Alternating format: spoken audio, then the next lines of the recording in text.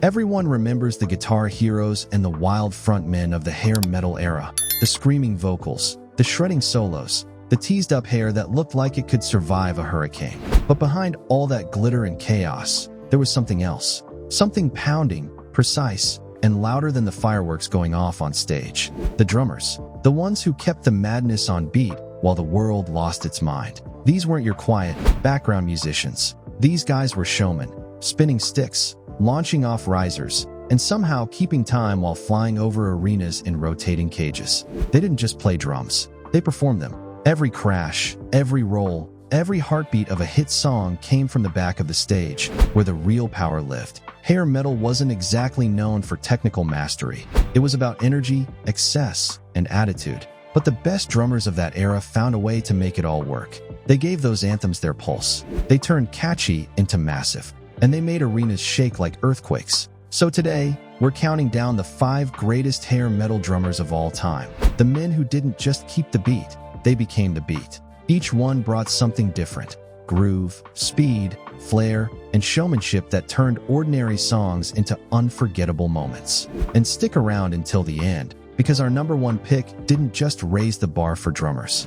He took it to the skies, literally. Let's dive in, starting with a name you might not expect, but one every true fan should know. 5. Mick Brown, Dokken/Lynch Mob. In my dreams, it's still the same. We kick things off with a drummer who doesn't always get the spotlight, but absolutely deserves it. Number 5, Mick Brown from Dokken and later Lynch Mob. Now, Dokken might have looked like a typical 80s glam metal band. The hair, the leather, the flashy guitars, but their sound? Heavier, faster, tighter. And at the core of it all was Mick Brown, the engine that powered the whole machine. While most bands on the Sunset Strip were chasing radio hooks and glitter, Dokken leaned harder into raw energy.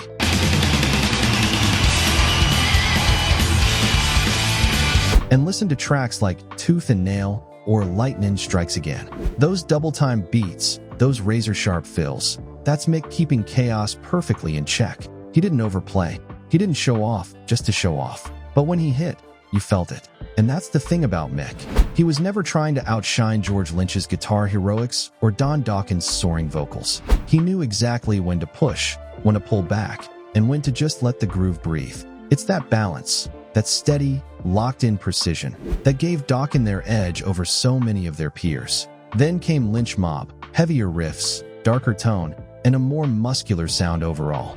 And again, there was Mick Brown anchoring the storm. He brought that same no-nonsense groove, the kind that could make even the most complex riff feel effortless. It's easy to overlook him because he wasn't spinning in cages or playing upside down, but his consistency, power, and timing made him one of the most dependable drummers of that entire era. Even other musicians knew it.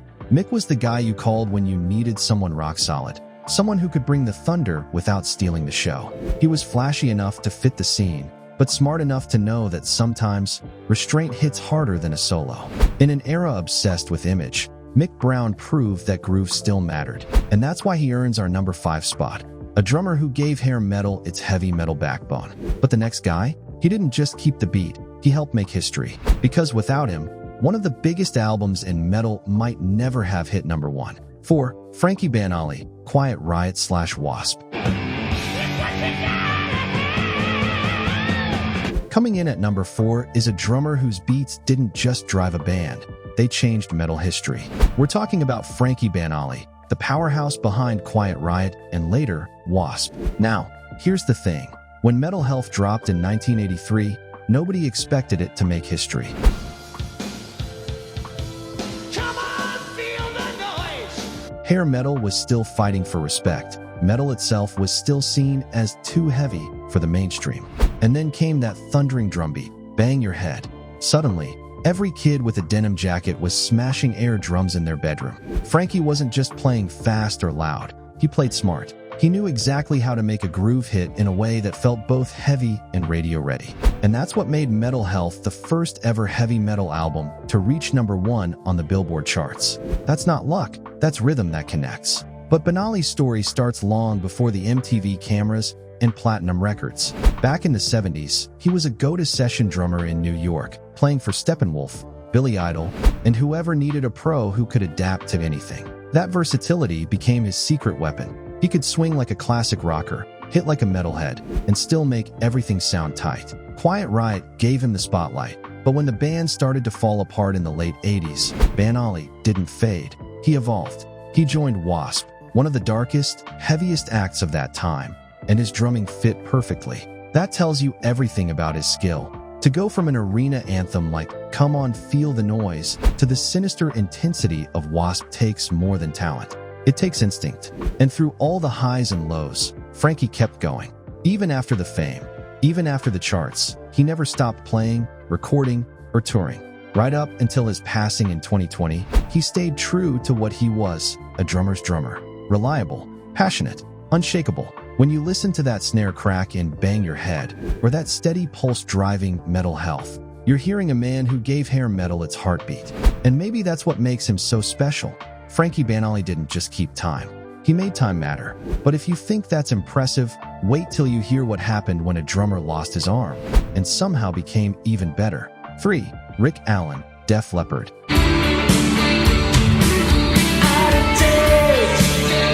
At number 3, we have one of the most inspiring stories in all of rock, and easily one of the most revolutionary drummers of the entire 80s scene. Rick Allen, the man fans around the world call the Thunder God. Now, Def Leppard were already on their way to stardom when tragedy struck.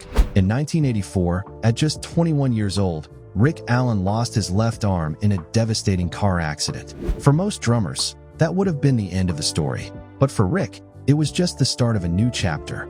Instead of walking away from music, he did something nobody thought possible. He rebuilt his entire playing style from scratch. He worked with engineers to design a custom electronic drum kit, one that let him play complex rhythms using a combination of his right arm and both feet. He literally reinvented the way drumming could be done. And when Def Leppard came back with Hysteria in 1987,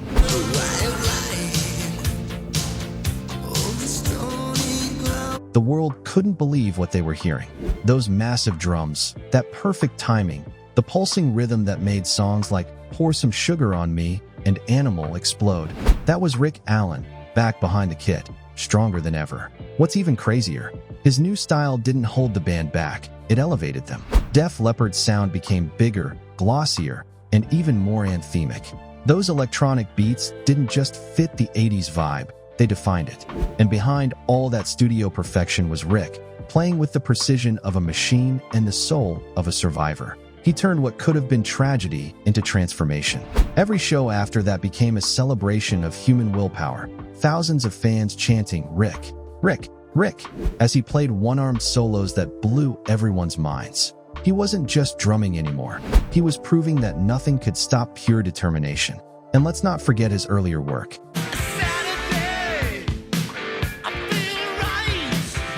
Before the accident, Rick was already a monster behind the kit, tight, fast, and powerful, driving Def Leppard's early albums like Pyromania and High and Dry. So when he came back and conquered Hysteria, it wasn't just a comeback, it was a rebirth. Decades later, he's still there, smiling behind the kit, giving fans that same unstoppable energy night after night. Rick Allen didn't just change Def Leppard, he changed what people believed a drummer could do. But from a story of resilience, we shift to raw, unshakable power. Because our next drummer wasn't just precise. He was the muscle behind one of the biggest bands in the world. 2. Tico Torres, Bon Jovi.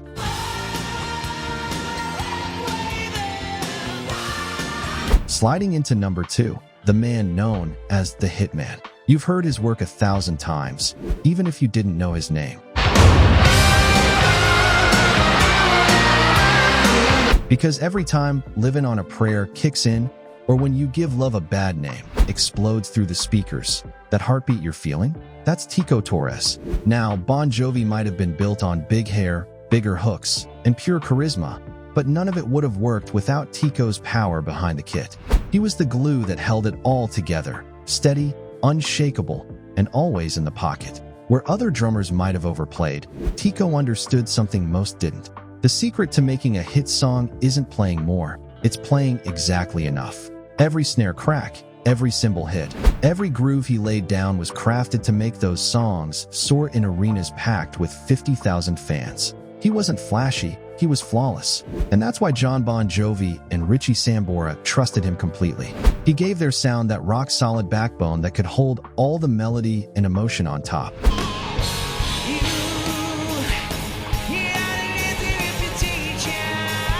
But don't let the polish fool you. Tico could hit hard. When the band wanted to crank it up, he unleashed pure fire. Listen to Homebound Train or Raise Your Hands. That's Tico showing just how much muscle he really had. And then he could turn around and deliver a perfectly smooth groove on I'll Sleep When I'm Dead. That kind of range is rare, especially in a genre where image often mattered more than feel. What made Tico stand out even more was his background. Before Bon Jovi, he was already a respected session drummer with a deep love for jazz and swing. That training gave him a sense of rhythm that went way beyond the typical glam metal drummer. He wasn't just keeping time, he was dancing with it. Every fill, every hi-hat accent, every tiny pause added a little bit of flavor that made Bon Jovi sound smoother, tighter, and just more alive. And while the spotlight rarely hit him, he didn't need it. He was the quiet force behind one of the biggest bands of all time.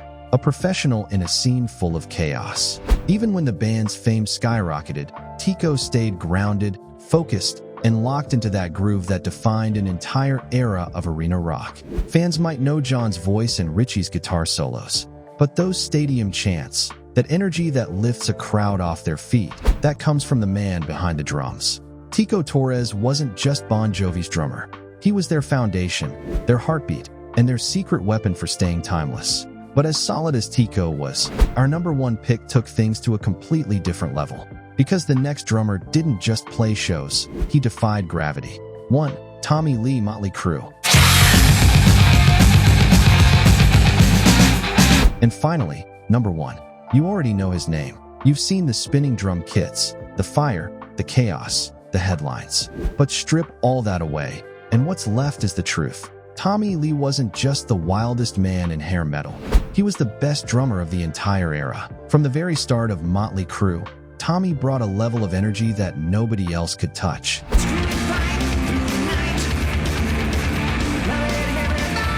He didn't just keep time, he made every beat feel dangerous. Listen to Live Wire or Red Hot. Those double bass runs, those explosive fills, that's not just adrenaline, that's control. Every hit feels like it's about to fly off the rails, but it never does. That's the magic of Tommy Lee, chaos with precision. As the band evolved, so did he. When Motley Crue shifted from their raw club sound to massive, arena-sized anthems, Tommy adapted perfectly. He locked into grooves that made Dr. Feelgood, Girls, Girls, Girls, and Wild Side absolutely thunder. He could swing, he could groove, and he could punch through a wall of guitars like it was nothing. And while the rest of the band was wrapped up in their rock and roll circus, Tommy was making sure the music hit hard every single night. But what truly made him stand out was his showmanship. No drummer in rock history made the drums themselves such a spectacle. When most guys were spinning sticks, Tommy was spinning entire drum kits. He built cages, roller coasters, upside-down rigs, and played flawless solos while being launched over the crowd. It wasn't a gimmick. It was performance art. He turned drumming into a full-body experience. People didn't just hear him, they felt him. And beneath all the spectacle was pure talent. Tommy's timing was laser-sharp. He could go from hyper-aggressive metal beats to funky, hip-hop-influenced grooves long before most rock drummers even tried it. That's why, even outside of Motley Crue, he thrived. Side projects like Methods of Mayhem or his solo work showed he could adapt to anything. The guy wasn't boxed in by genre. He was the genre.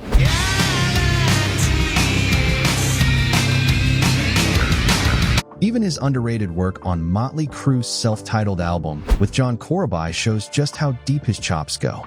Songs like Smoke the Sky and Hooligan's Holiday prove he wasn't just about flash. He had serious feel, power, and creativity.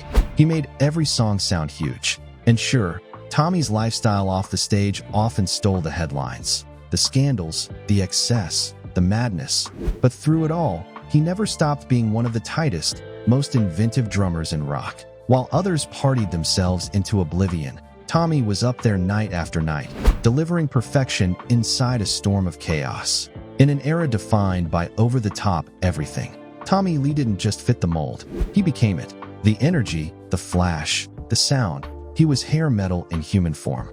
And that's why, decades later, when people talk about the greatest drummers of the 80s, one name always hits first. The wild man behind the kit, the flying drummer, the one and only Tommy Lee. But before we wrap this up, there's one more name we can't ignore. A legend who stood outside the glam scene, yet left his fingerprints all over it. Tommy Aldridge, Whitesnake/Ozzy Osbourne.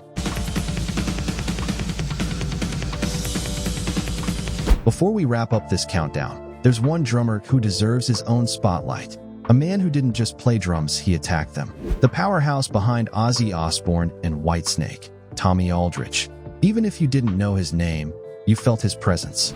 His drumming is that unmistakable combination of fury and finesse, controlled chaos that somehow sounds both violent and beautiful. Back in the late 70s and early 80s, when heavy metal was still finding its identity, Tommy was already shaping what it meant to be a showman behind the kit. Before double-kick drumming became standard, Tommy was out there pioneering it. Raw, blistering, and unbelievably fast. Listen to his work with Black Oak, Arkansas, and then jump to Ozzy's Speak of the Devil era. It's like he evolved overnight into a machine built for heavy metal. He brought a swing and groove that kept Ozzy's live shows from feeling mechanical, even when the music got dark and heavy. And then came Whitesnake. By the late 80s, when the band hit full stadium mode,